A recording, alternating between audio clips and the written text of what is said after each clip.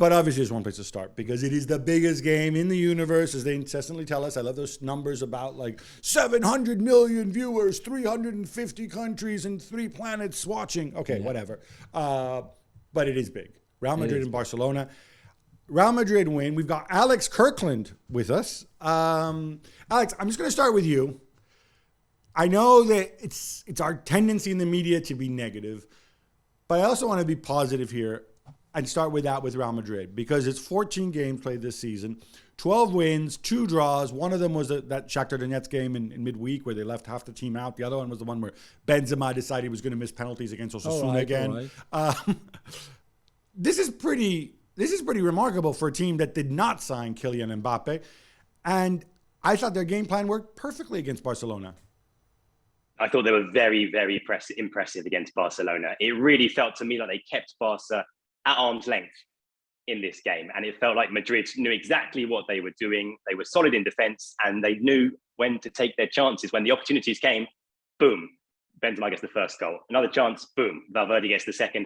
And to be honest, at 2-0 in the first half, it felt like pretty much game over to me. Yes, Barca rallied in the second half. Yes, they pulled a goal back right at the end. But I never felt like Madrid's lead was in danger. And yet I agree, they've basically carried on this season. It just seems like a continuation of last season when they won the double. They've carried on doing pretty much the same thing they were doing last year. And I just thought they looked like a more mature team, a more confident team, a team that knew what they were doing. And Barca looked like they're still really we'll get to Barca in a minute. But first, Jules, I want to just get you quickly. At 2-0, you said the game felt like it was over. I agree with Alex. I felt the same way.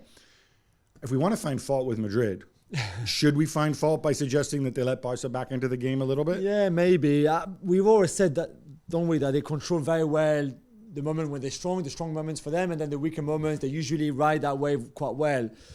But this time it felt that they just invited the pressure a little bit too much because there's maybe a penalty on Lewandowski that could have been given from Carvajal that could be debatable, and then there's obviously the goal that they scored late, and then it's a kind of a tense last few minutes in the game where they should have been. Right.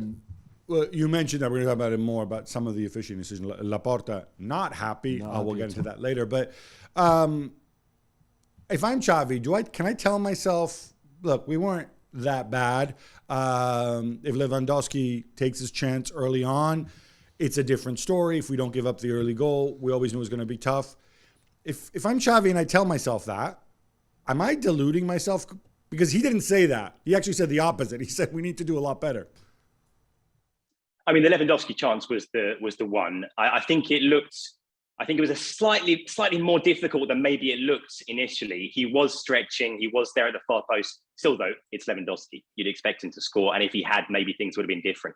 But no, I think to focus too much on that, I think would be a little bit misleading. I think Madrid were just vastly superior right the way through. Yes, maybe they could have gone on and pushed and gone for more goals, but that's not really this Real Madrid team's style. It's not really what Ancelotti's looking for. I think he's a little bit more conservative with this Real Madrid team, and I think they back themselves to defend. I think a 2-0 lead is absolutely fine. They believe that they can hold on to that right the way through, and they pretty much did until the very end when Ferran scored. So I just don't think this is really a Real Madrid team that's going to push on at 2-0 up and go for more and more goals. It's not their style. Let's turn it back to Barca, though, because this is, remember, we said we're going to praise Real Madrid and then we're going to go put the boot into Barca here, which is what I wanted you to do. Instead, you keep talking about Real Madrid. So I'm going to get Juls. I'm going to bring in the goon. We're going to spend some time talking about all the mistakes he made, but what were the biggest ones that you saw wrong with Barcelona? I mean, I think he got his starting 11 wrong. It's to start with, as simple as that. I cannot comprehend how you can think that Sergio Roberto can defend on Vinicius Jr. with no help whatsoever because he didn't get much help.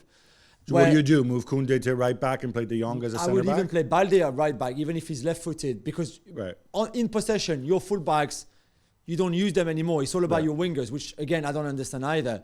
But at least put someone on Vinicius' side that matches pace. And then Sergi Busquets, I mean, come on, Busquets. Individual errors. You can't play him anymore in those kind of games. I'm sorry. You can't play him like that. He moves like a turtle. He's like, he doesn't even, what used to make him so good, he can't even do anymore. I'm sorry, but it's the time now.